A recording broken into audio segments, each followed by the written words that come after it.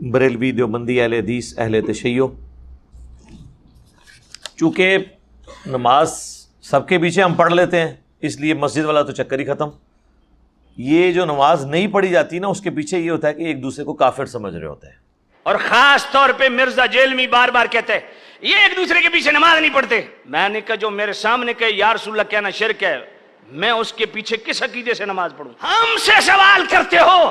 آج مرزا جیلمی سے لے کر ساحل لودھی سے لے کر جاوید غامدی سے لے کر ابن تیمیہ الحرانی سے لے کر شوکانی اور البانی تک سب ان کے پیروکاروں سے پوچھتا ہوں، بتاؤ اذان ادھر الگ ہے ادھر الگ ہے، اقامت ادھر الگ ہے ادھر الگ ہے.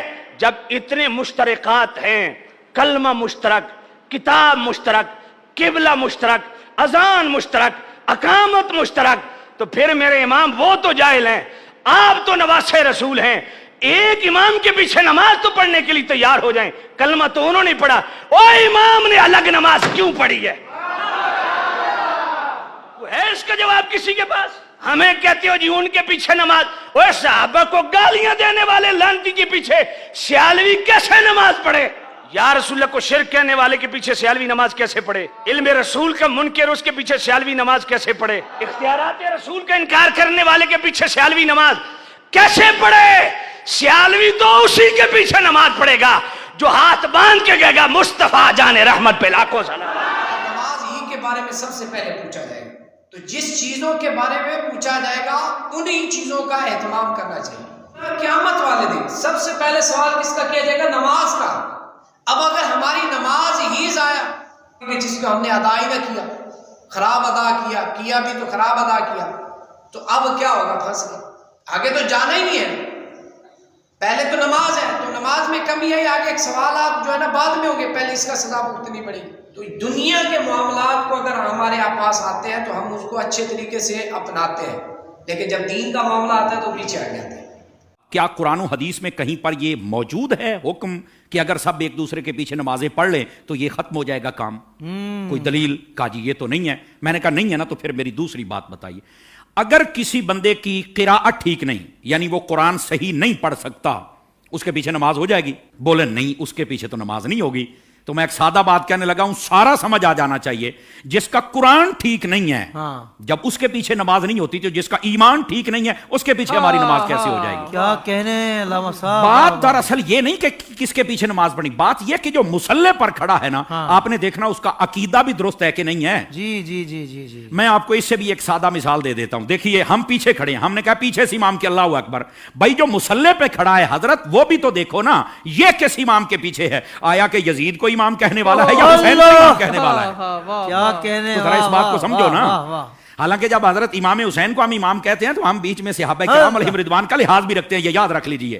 لیکن میں نے ایک اشارہ دیا ہے. آقا کریم علیہ السلام نے ارشاد فرمایا کہ ان قریب ایک قوم آئے گی ینتقصونہم ویسبون اصحابی، جو میرے صحابہ کرام میں سے نقص نکالے گی، عیب نکالے گی اور گالیاں دے گی.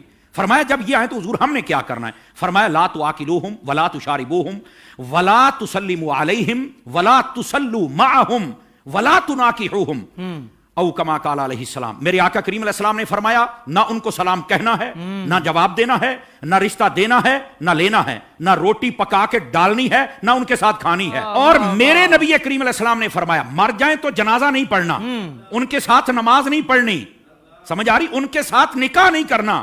تو میں نے کہا یہ ہمیں چورن مت بیچو، ہم نے حضور کی حدیث پڑھی ہوئی ہے. اگر کوئی چاہتا ہے کہ ہمارے سامنے کھڑا ہو کر ہمارا امام بنے، امام بننے سے پہلے بندہ بن کے مجھے یہ بھی بتائے تیرا نبی کے بارے میں کیا عقیدہ ہے، تیرا صحابہ کے بارے میں کیا عقیدہ ہے، تیرا افضلیت صدیق اکبر بکار بارے میں کیا عقیدہ ہے، تو کل صحابہ کو جنتی مانتا ہے یا نہیں مانتا، تو نبی پاک کی اہل بیت کے بارے میں کیا کہتا ہے. یہ سارے عقیدے مجھے بتا دے، میں تیرے پیچھے کھڑا ہو کے نماز پڑھ لوں گا.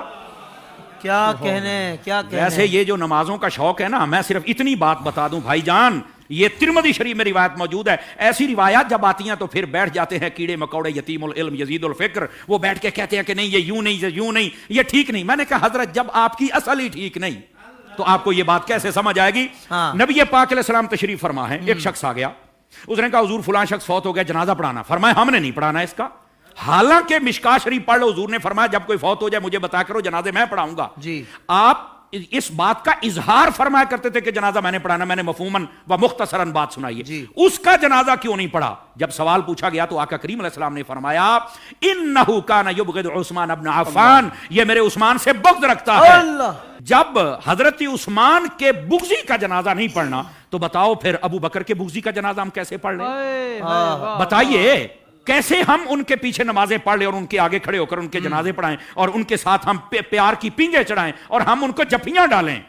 भाई उन सब को समझना चाहिए ये डायरेक्शन है, सीधी सीधी सड़क ये शफाअत नगर की है, इस सड़क पर आ जाएं जिसका नाम रास्ता या अहले सुन्नत है, हम तुम्हारे पीछे खड़े होकर नमाजें पढ़ने के लिए तैयार हैं। तो जब अकीदा ही वाज़े नहीं है तो आडी पंजाबी कहते ने वेख के जहर तो कोई नहीं पींदा। यानी जो कुरान पढ़ के दिल में तौहीन मुस्तफा की रखे, जब उसके पीछे नहीं होती तो जो सरेआम मिलाद पर कुफर के फतवे लगाए उनके पीछे कैसे हो जाएगी?